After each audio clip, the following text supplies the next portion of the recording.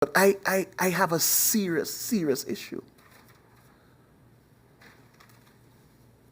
Because your budget is the biggest from all the high councils. And if not the, but one of.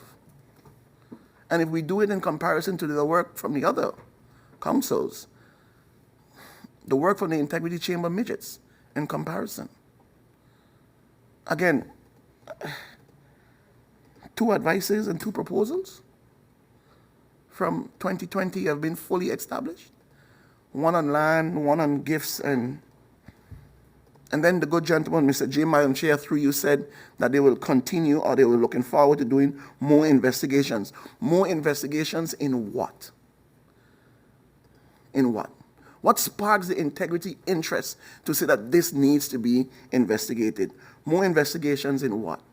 And if that is the case, Madam Chair, I honestly think the Integrity Chamber should investigate themselves to know how the Integrity Chamber is in existence today, because that in itself, Madam Chair Lady, is a matter of integrity.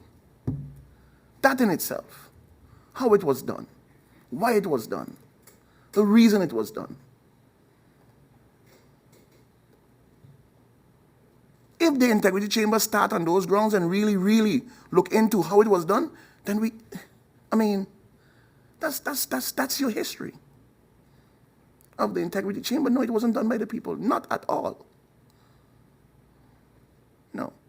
What we know, Madam Chair, is that there is a national ordinance on Integrity Chamber which was passed by the Parliament of St. Maarten and instituting an Integrity Chamber.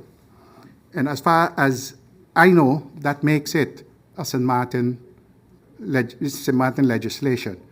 The highest legislative body of St. Maarten is the Parliament of St. Maarten, and this is a landsverordening, a national ordinance which was passed by the Parliament of St. Maarten. And I would be amiss to try to figure out if a law passed by the Parliament of St. Maarten cannot and should not be considered a law for the people of St. Maarten.